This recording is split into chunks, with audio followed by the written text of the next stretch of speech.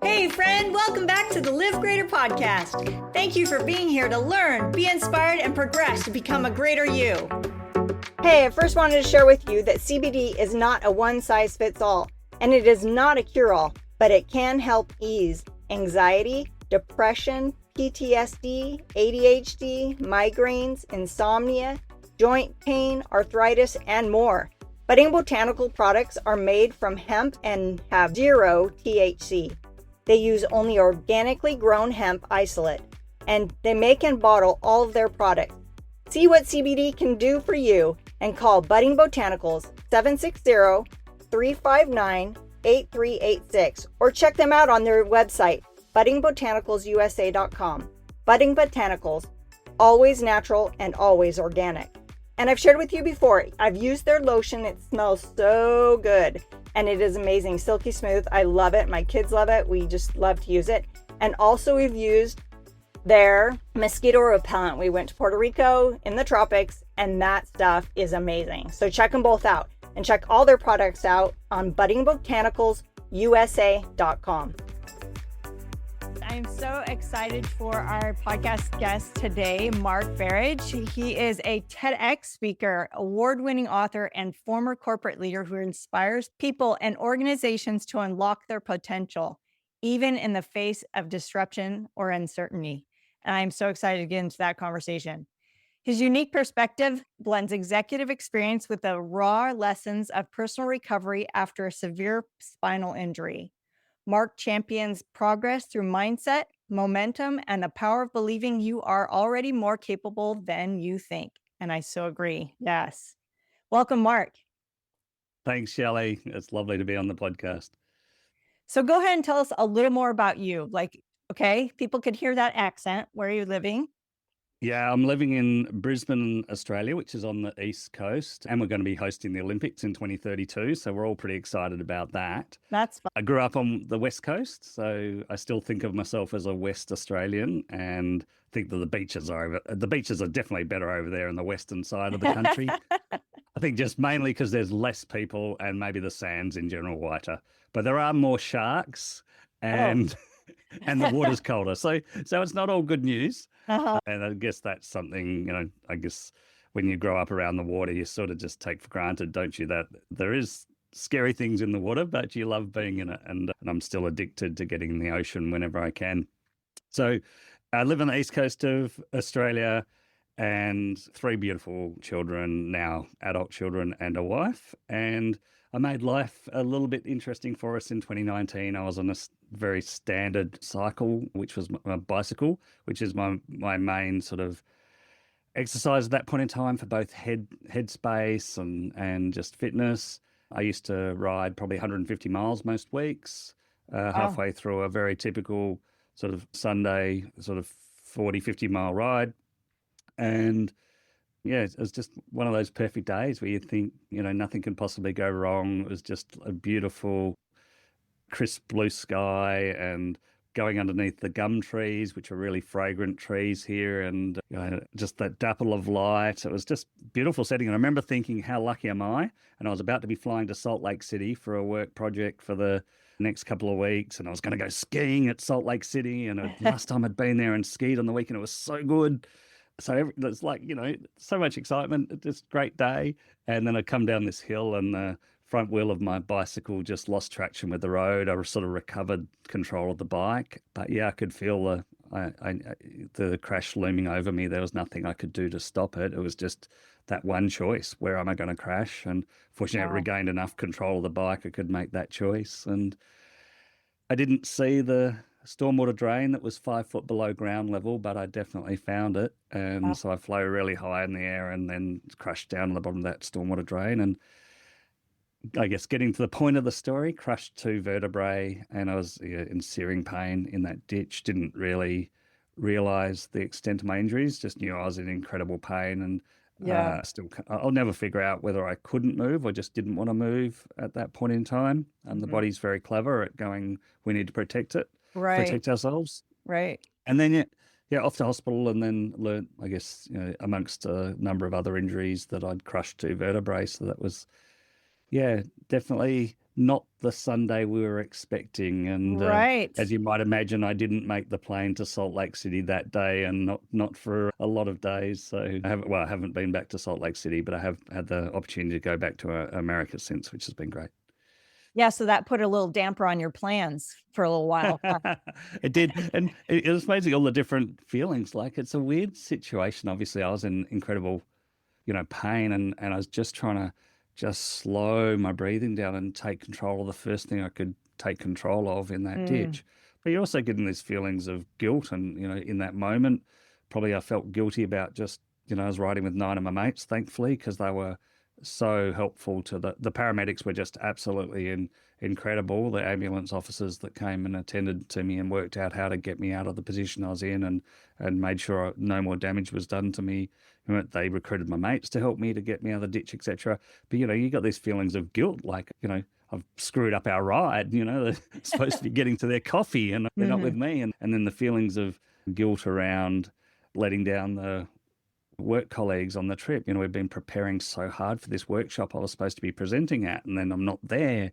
And obviously the guilt in terms of the feeling of, the impact to my wife and the family. So you had, all of those negative feelings that you've sort of got to find a way to work through as well. And I think, at different phases through, I guess, diagnosis and then recovery. And, to me, I was always trying to think positively. How do I positively drive myself through this situation? How do I form a positive image of what I might be able to do? But at the Mhm. same time, you've sort of got these negative feelings. You've got to find a way to reframe or just to calm down. And sometimes you need external people to help you, see how much, I guess, imbalance of energy you might be presenting that way, and how you might Uh-huh. redirect more of that energy towards positive, even though you're trying to get the majority of it to the positive. Sometimes you just need somebody external to say, oh, actually, maybe you're saying sorry too often, as I was to my family for, Mm. I guess the inconvenience of them having to come see me in hospital, and I guess my perceived impacts on our collective future. So did you already it sounds like you already had a strong mindset where you could like you said, you were slowing down your breathing already, when you were in that accident, and then you were already you tried to look for the positive, even though those negatives that creep up, that's a huge trauma that you went through. And so of course, those negative feelings are gonna try and come to play, but how did you continue to overcome that? You said external help, but then for yourself, it sounds did you already have that practice of positive mindset before? Yeah, and it always feels strange when you're hearing your introduction read back to you, and you think, really, am I that good at doing that many things? But I think all of us do have those sort of mindset capabilities in us when the chips are down. We just got to think about the all of the little experiences we've been through in our life, and I think that's what I really did a lot in hospital. I started to think about, what are the role models I've seen that have done incredible things? How might they have tackled their situation? What are the really tough things I've been through before? What were the things that worked for me that helped me cope? And so, did I think about it in the ditch? I don't know. I think it was probably just instinctive. So I really couldn't breathe. My breathing was so short and ragged. That pain was just so incredibly overwhelming, and I felt like I was going to get overwhelmed by the pain and the panic of, what does this all mean, unless I did something. And so I could feel how badly I was breathing, because I had 3 fractured ribs and I had 2 crushed vertebrae, and all the muscles around those things have like compacted to protect it, basically. So the bottom of my lungs are compacted by the spinal damage, and the muscles just protecting that area. So I can feel my breath's ragged. So it's just, okay, it's going to get worse if I'm struggling to breathe. Mm. I just need to focus on breathing. So I think that was probably instinctive. And then I instinctively went to dad jokes. Or do you have that same expression for Oh, bad yeah. jokes? My youngest son is so mean to me. He calls them the bad jokes. They're no longer dad jokes. They're so bad that they're de bad. That's Anyway, good. That's another one right there. correct, correct. So it's entrained in all us men. He's getting his own dad jokes coming as a, teenager. That one came out, and but Uh, so I think that was probably instinctive. But I do feel, we've been through experiences in our life that we can draw on, we can think back to and replay in our heads and say, okay, here's this work situation where I was waking up at 3 a.m. and I was really stressed, but, you know, I did, it might have taken me a little bit of time to work out how to effectively work my way through that situation, but I did. And one of the ways was changing my perception of the pressure of the situation, or whatever it might have been. Think about those tactics you've used in the past that have helped you. So these days I think about it in terms of, I guess, feet, because I couldn't feel my feet for a period of time. So Uh-huh. I like to use it that way and think about, what's your areas of focus? What do you want to do? Why do you want to do it? How are you going to do it? What effort are you going to apply? Because you've got to do things. You've actually got to apply your own effort to do it. What's the encouragement systems for you? So how you're listening to external encouragement? What are your own rewards, and how you're seeing possibilities? And then team, like who's in your corner, who's going to do something. And I often talk about, I use the phrase gentle interventions that my wife used in hospital when I probably needed to see things a little bit different. And she came in and did a few things that didn't feel very gentle at the time, but I can look back on and say that they were gentle interventions and helped me just see different perspectives at different stages. Or it might be the physio that could see how much I wanted to, like I was having a very, very aspirational high level goal of wanting to get back to walk again, even though that was, going to be very complex and difficult. But I also wanted to get back and just do some part-time work. So I wasn't letting down the workmates anymore, because I just, supposed to be doing this project that's saving hundreds of jobs and saving hundreds of millions of dollars. And suddenly I can't contribute. And he just looks at me and goes, Mark, I love your enthusiasm for all these things. Let me just tell it to you straight. You can do this recovery if you want to, but it has to be your sole focus. Forget everything else. Forget about how much you want to get back and do things with the family, or how much you want to do. That's a in the future thing. Right now, for the next year, you have to be focused on you, and you have to make rehabilitation your full-time job for the next year. Forget coming back to part-time work. Forget that. Focus on you and full-time rehab for the next year, and you'll be in maintenance for life. Yeah, I think you actually said it more simply than I've just explained it there. It was much more direct, but that's the crux of it, was this bluntness of both honesty and hope. So he absolutely, the way he started it, re-cemented you can aim high. Yeah. But the aim high comes with, you've focused and you've got to put in the effort. Yeah. And were you thinking, were you thinking kind of like, I mean, it sounds like you were so guilty of, not being there for everyone else, but you did need to take that time and focus on yourself. And did you feel like it was being selfish of you to have to focus on yourself? Yeah, I suppose I'm Yeah. not really used to that. And maybe, and even that's a little bit complex, Shelley, I think, because, when I decided to aim really high, and aim for walking again, even though that was painted as a very unlikely outcome, it was driven by, well, if it's the opportunity in both our futures, I want to be able to walk my daughter down the aisle. I want to be able to, do lovely things in retirement with my wife. I want to continue to be able to play sport with my children. So most of my goals were very inclusive and very family oriented. Mm-hmm.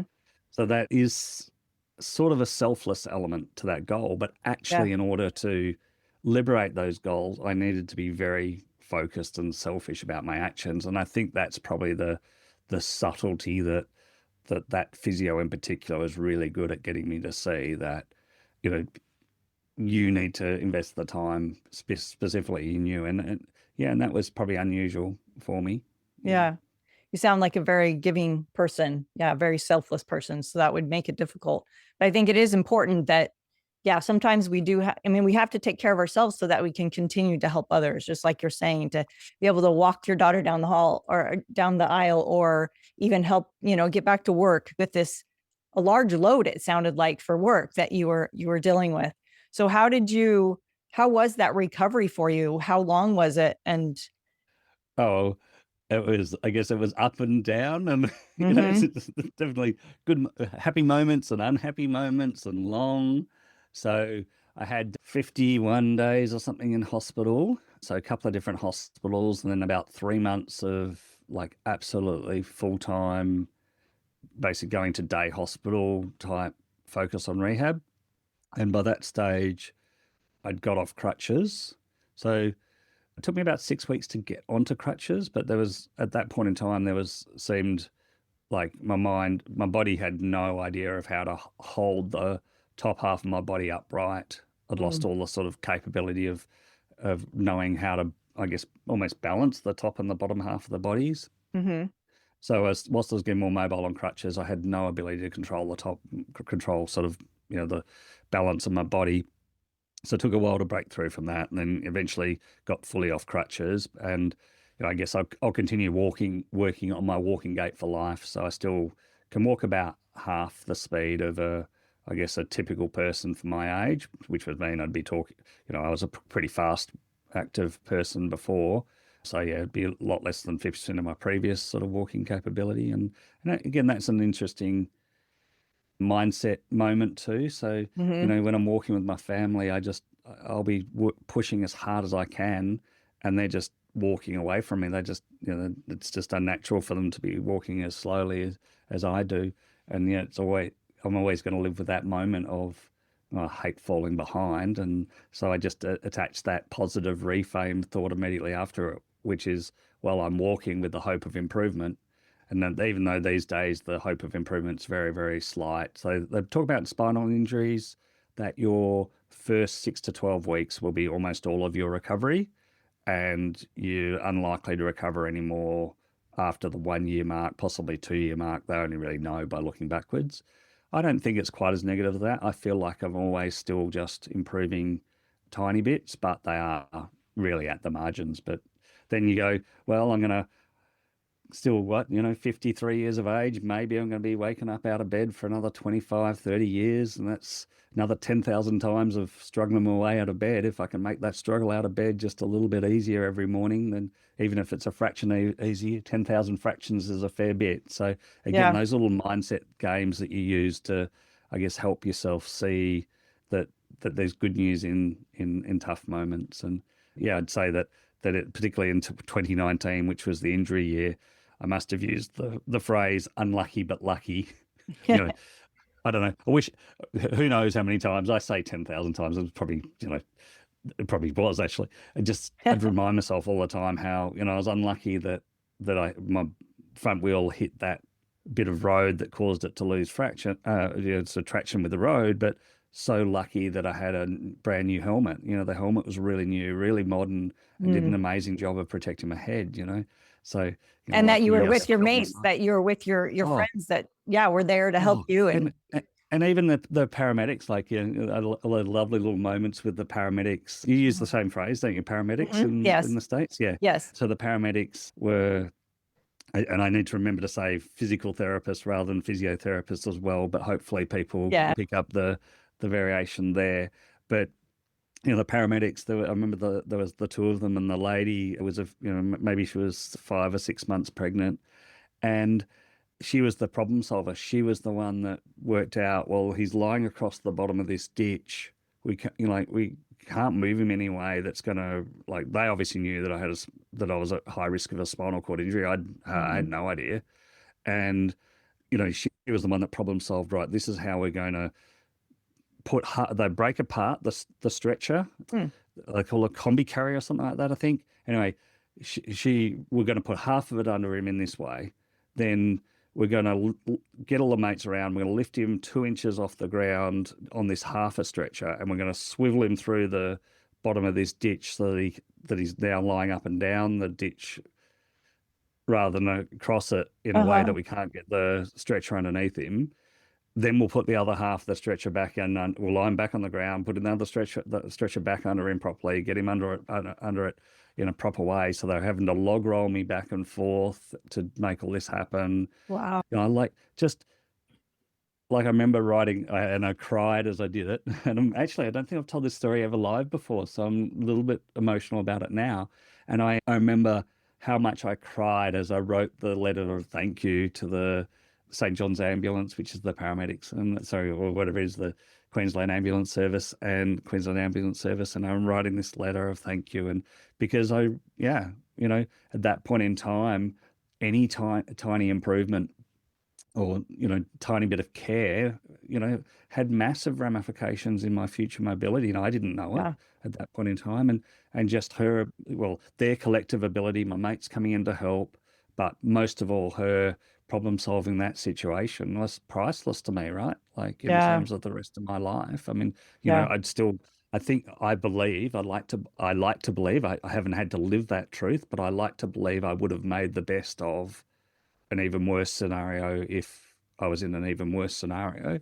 Hmm. But I'm so grateful that her care, her intelligence helped make it, good. And the other lovely, beautiful paramedic moment for me was, I think they did ask me just before they loaded me in the ambulance, which hospital do you want to go to? And again, I had so little idea of, like, I just knew it was bad pain, and I knew I was unlikely to be making the flight to Salt Lake City. But I remember actually thinking, oh, maybe if I can get out of hospital by Tuesday, I can make this flight via Sydney, and I'll miss the first morning of the workshop and the introductory, but I'll make the rest of it. So, so if that gives some idea of the mindset, that I really Yeah. wasn't Yeah. prepared for the word spinal cord injury once I get to hospital. But this paramedic looks at me and he goes, oh, so which hospital do you want to go to? And I'm thinking convenience for my wife. So I go Uh-huh. Greenslopes Private Hospital, which is 5 minutes from home, thanks. And this look of, you've got no idea on his face. Like, it was a really relatively impolite look on his face, and the relatively polite words that came out that said, mate, you're not going anywhere near Greenslopes Private. Send me off to the major trauma hospital, who Hmm. did just the most amazing job. And yeah, and now I get to um, help them raise money every year at their giving day. They've embraced my book and my story and celebrate me and other patient ambassadors, so that I guess the hospital staff really get to appreciate these stories, because I guess hospital staff, they just do such a fantastic job, but they're quite rightly, their focus is on current patients and how do we make current patients' lives better, or research and improvement for future patients. They don't Right. have the time to be seeing how past patients went normally, and or access to, et cetera, et cetera. So it's Right. lovely that we're this little window of patients that get to come back in a little bit and remind them of the amazing things that happen sometimes as a result of these great care situations. And yeah, so I feel like I'm so lucky in so many ways to have these opportunities that I never, my life's completely different in so many great ways of doing things that I never could have otherwise done. Yeah. Yeah. And all that in you talking about, the slower pace, but that you are walking, that's a miracle in itself. And then that you have this continual mindset that you work on because you are this, for example, the slower walking pace. And that just made me think of how it's always a continual thing, no matter the situation. Our mindset, just we always have to keep working on it and keep being positive, seeing those hopes. And so, do you have anything to add for that? Just Oh, how it's a continual thing. it's a beautiful thing. I think sometimes one of the things for that is that we're so busy particularly when things are tougher, we're so Mm-hmm. busy in the fight, we don't actually see the progress we're making. And it's just taking that moment to really embrace it when someone says something encouraging to you, because we're sort of, I think that, I know I've got the tendency not just to say thank you, but to think about, well, yeah, but I'm not quite where I want to be yet, or Mm. I'm not. And how do we actually genuinely listen? Like, again, all those tiny moments in my recovery that was so important. I remember one where I was just, we talked before about like wanting to be involved back in my, children's lives and their Mm-hmm. sporting stuff. I used to, be highly involved in their sporting activities, doing stuff for their teams, etc. And I couldn't do the same things, but I was still getting back involved. So I'd be down at the children's football every, week or so. And one of the guys, I just remember him just pausing and looking at me quite intently as I walked. And he just says, you're walking so much better than when I saw you 2 weeks ago. And it just made me feel like so proud because I felt like I was making no progress at all and I was putting so much effort into it. And maybe he didn't see that much improvement, but he knew how much effort I was putting in and the Yeah. power of those words to encourage someone. So it's, I think it's that how do we take moments out ourselves to think about the progress we're making that we may not otherwise be identifying because we're so good at seeing the gap to our goals as opposed to the gains we've made from where we started from. Hmm. But how do we really listen and how do we listen without dilution so we don't automatically put our filter of, oh, I haven't made it there yet when people are giving us compliments and genuinely listen to the compliment and take it in and just give ourselves that pause to say, wow, you know, I've started this podcast and I've changed lives by this podcast. Oh, it might not be quite where I want it yet, but how do we back down and go, look at all the things I've done with it and the interesting people I've met and those moments where I just felt like that was magic. Like, how do I sit back and remember those things? And I think that's something I try and do regularly is think back of what were those little magic moments and how did they make me feel? And yeah, reward myself because those internal rewards, I mean, we get so many negative thoughts all the time, but how do we find those to make more of our positive thoughts and make more of those positive moments? And because they're the moments, they're the little gold dust that we're going to need to gather together when something goes really tough and we need to remember just how capable we are. And we are incredibly capable. We want to just look at all the stories of, capable stories out there and think about those moments of your own incredible capability. Yeah, yeah. Ed just reminded me, you mentioning the gold dust. We were just at a little mock gold mining thing and they had you pan for this fake gold. And it reminded me of a story of how this young guy came to the river and he sees this guy with this big, huge pouch of gold. And he just was throwing away all this little stuff. Right. And the other guy's like, what are you doing? He's, oh, I want to have stuff like you big nuggets. And he opens it and it's a bunch of little flecks. So all these little specks, that's how you become rich with yourself. Just, yeah, like you're saying, just count the little things, count the little steps, and it'll help you progress and receive all that you need. Whether it be in our own financial situation of how we're just trying to improve our financial life, whether it be the great things we're doing, it's all made up of those little moments and those little choices and we've just got to see them Yeah. and use, as you're right, like discard them. And I do a fair bit of negotiation training, and one of those moments we also talk about is, I guess, talking water into wine, if you like. But Hmm. sometimes people offer you something in a situation and you don't see the value in it. So you sort of say, no, or I don't want it. But then if you say, yes, I'll accept that. But then later on, you might be able to, if they must have seen some value in it, if they were giving it to you, perhaps. So, how do you then trade it back to them later for something that you actually do value? And I think that's sometimes when we can just take note of the little things, we never know when they're going to have future value to us to utilize in some other way. Yeah. Another thing I thought I wanted to point out too was you mentioning how that gentleman mentioned about your progress. And even though you were struggling and didn't see it, but how important are positive words to each other to lift each other, and just the external, like you said, that external help you were receiving all the time and how to encourage one Oh, another instead of be critical of one another so much because we're our own worst critic, they say, right? So, oh, so true. And perhaps it becomes down to, ultimately we are, social creatures. mhm. Obviously we'll all have slightly different personalities in that spectrum, but I think that getting some level of external reinforcement really helps us. But it's also just like anything; it's a different perspective that might help us you know see something we weren't seeing. It might just help us see it in a slightly different way.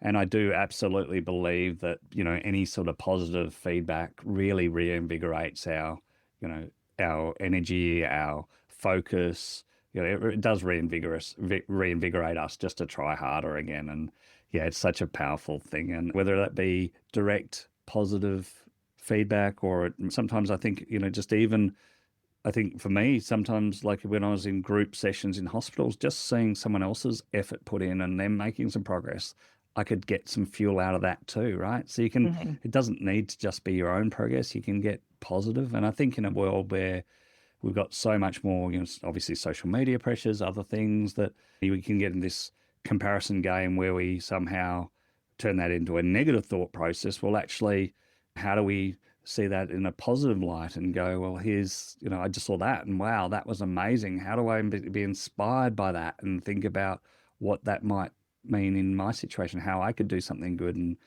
so in whatever scenario, whether it be direct feedback or I guess the things we're seeing and hearing around us, how do we see the positive in it and get energy out of that ultimately? Because if we can find a way to turn that into positive thoughts, positive energy, positive momentum for ourselves, aren't we going to be happier? And ultimately, hopefully, we're on the planet to mostly be happy. I think Right, it's right. pretty, sad if we get to the end of this, this blinking moment we have on this beautiful planet and not enjoy it. And yeah, I guess probably just finishing off that thought, particularly for me, I like walking in nature, and that's something I really try and focus on now is just to get out. And we're so blessed here. We've got some koalas that are in the nature park, like wild koalas that are in the local nature reserve, just 5 minutes drive. So I'll try and walk in that every weekend and just go out there and try and spot koalas because we're out. I've got so used to being able to do that and just enjoy being in around nature. And I'll set big walking goals from different stages. So I did one in Tasmania, which is the island off the bottom of Australia, in end of 2021 as a big sort of goal of this is going to be very, very challenging for me. I'll need to use like walking poles the whole way, but I managed to do that as, That's great. because it's just this beautiful, it helped give me a goal to why Uh-huh. am I still putting effort into rehab, but also, just to see a very, very beautiful, unique part of Australia and enjoy that. And pre-injury, we went to the Grand Canyon on a trip, and I absolutely loved that. Loved Zion, loved Bryce Canyon. So many, just so many great things through Uh-huh. Canyonlands. I could go back there over and over again, I think, and lots of other great areas in the States. But how do I pick up goals like that I want to go back to? And I can't dismiss the thought that, geez, it'd take some work. I'd need to have a couple of friends with me, but I'd love to go back and walk to the bottom of the Grand Canyon and get back again. And I know that'd be extraordinarily exhausting for me, but geez, I'd love to do that because last time I went, for various reasons, I think I went about 2/3 the way down and back again. Oh, And that's great. yeah, it was still absolutely beautiful. Yeah. But I was the rest of my family didn't want to go. My kids were a bit younger then, and my wife didn't want to go. So I'd set a time of when I was going to be back, and I was a little bit late on that, but I didn't want to be, significantly late back on that because obviously it's a high risk, or even though we were in April, so it was a pretty cool time of year. Hmm. Obviously it's a lot of people get themselves in a lot of trouble by overdoing it, and I didn't want to Yeah. overdo it. So yeah, For it's anybody to hike that. I mean, like that's not an easy for anyone. And so to Oh, take that on, so that's Grand Canyon was pre-injury though. That was a oh, year okay. before. That was a year Okay. before injury. But to go back would and I remember what I was like at the end of it. But so yeah, I'd like to go back and do that. Next year we're hiking in a part of New Zealand called the Queen Charlotte Walk, and can't wait till that in January. So I like to set these goals sort of every 18 months of a new hiking sort of goal for a 4-day trip. And I'll be in significant pain the whole way through because my legs sort of just don't really, they're not as strong, and the feet hit the ground a bit awkward. And Mhm. so it's a trade-off, but it just reminds me that I'm on the right side of the grass. When you're on the Right. right side of the grass, you might as well make the most of being in life and just do things that I love. And Yeah. yeah, sort of, so you could argue it's not wise as a total activity, but it helps me, and it helps me remind what I love about life. So That's awesome. Yeah, I nature is just amazing. I think that's therapeutic right there for you. Yeah, like you're saying that to get out in nature, even though it might be a struggle at times. and I think it nurtures our soul, and it's just refreshing, and yeah, and we are blessed to be on a beautiful planet. And God, there's so much beautiful planet out there for us to go explore if we give ourselves the chance. Yeah. Mm. Like I don't know, focusing on the States again, like in 2022, when my book A Fraction Stronger came out, I'd got some lovely feedback on it, but it's hard to promote a book. And so I entered some book awards, and one of them, so most of them were in America, and one of them was from Washington State. And the book got through to the grand final, if you like. And I thought, oh, what the hell, I'm going to go. Well, actually, the physio that was treating me at the time, he was from Canada, here in Australia. Mm-hmm. And he said, well, Bellingham, it's only an hour and a half south of Vancouver. You can do this. And I said, mate, you treat me every week. You know how much pain I'm going to be on that flight for 14 hours to Vancouver? He said, yes, but you can do it. And so he was just really brilliant at encouraging me that I could do this when I probably had that stage, this mental block of, no, a 14-hour flight's going to be too painful for me. I'm not going to do it. Mm-hmm. Anyway, so all of that went, and then I get to go to, Bellingham, and I got to give a speech. That was amazing. I went out and went into the San Juan Islands, if I've said that correctly, Mm-hmm. and we saw orcas, and it was the most special day, and it was a particularly special orca story about this orca wake that had been one of the 5 or 6 that were bundled up in this Bud Inlet, that they were going to be the last live capture in Washington State, and that was actually the rescue of them and the release of them, which was a court case, ended up being like the turning point for no more live catches in either BC or Washington State of orca. And she went on to have 27 grandchildren. She might otherwise just been, captured and taken off to a theme park somewhere. And this beautiful, all this beautiful story happened on that trip. And you're seeing, I guess the beauty of Washington State and the Olympics and, all the things I love in life. And just because I had the courage to put the book in a book award, and then, had that physio that helped me, and I actually had one other former work colleague who heard me, I'm going to use the word whinging's a bit strong, but heard me whinging about, but it's going to cost me $6,000 and I'll be lucky if I make $60 of book sales back. And he's going, will you stop putting your financial hat, your work brain over the top of this? Just go and celebrate, enjoy it. And, so I'm great. I probably was going anyway, but I was so grateful that he just sort of said that thing and I listened to it. So again, that positivity that someone else can give you to when you're on the verge of doing something that actually ended up being an amazing positive experience for me. I still needed a couple little bits of hearing positive thought and encouragement from external. And again, I think that can be really powerful. And I think that's exactly what, you do here for people. Share those positive vibes, stories, thoughts, but tangible steps we can do, which is, I think finding our own focus, what, why, and how we want to achieve. We've got to put in the effort, but who's around us that's supporting us, and how we're hearing that encouragement that's coming our way. Yeah. Well, Mark, I think we've only hit a little tip of what you have to share.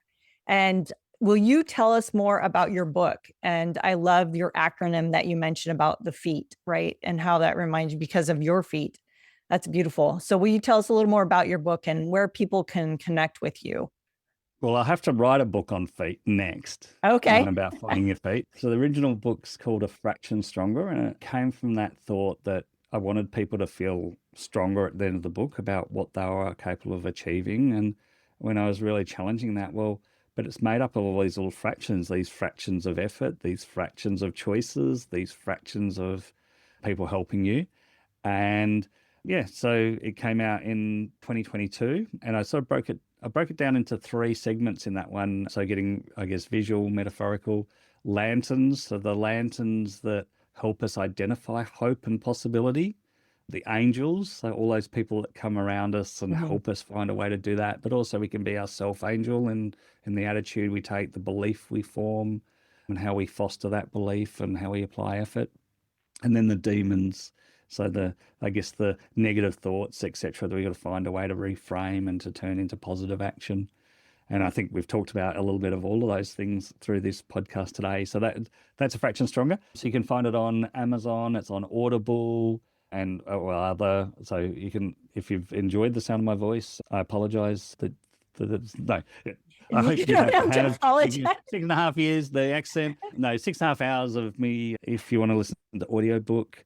And I even sing, weirdly. Not very well. That's awesome. Very short bit. The story behind that was there was a TV show when I was growing up about this guy with polio, and he was just incredible in his attitude to ride horses and just do things as a normal kid, even though he had, polio and on crutches the whole time and unable to walk. And I remember this song from it that I really didn't know why, which was basically, I can jump puddles, I can do anything, I can catch a butterfly on a wing. And I guess I started singing that in my head as well when I was in hospital and thinking those positive past memories, positive thoughts of things.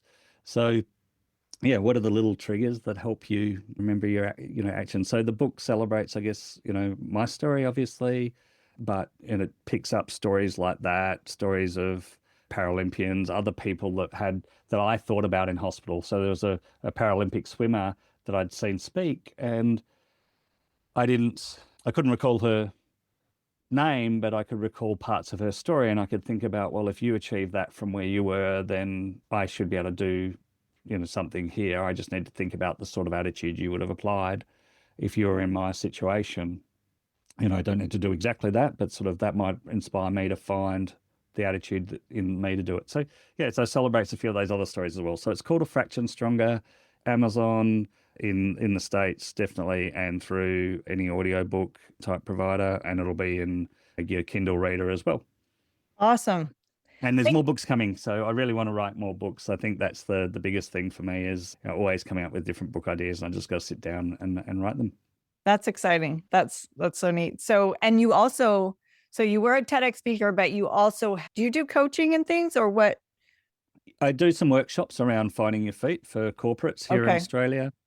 And yeah, I did the TEDx in October 2023. So that they called it The Power of Doing Hard Things. But my idea being just that I believe that we are all capable of doing those hard moments, those hard things, and just trying to encourage people to, I guess, find that strength in themselves and that ability to aim high and be okay with the gap. So again, going back to that first day for me, I'm very flattened. How do I find a way to encourage myself to aim high? Well, it was that I sort of modified the reward system. So I really, really want to walk again, but what I really, really want to do is set an example to my children and my family and my friends that I'm proud of. So I don't look back in 20 years' time and go, oh, well, I could have tried a bit harder, or I could have, I knew that I would be, I'd be harsh on myself in the future if I hadn't put that effort in. But, I guess, how do you find that right reward system? Because I couldn't guarantee that I was going to make progress, but I could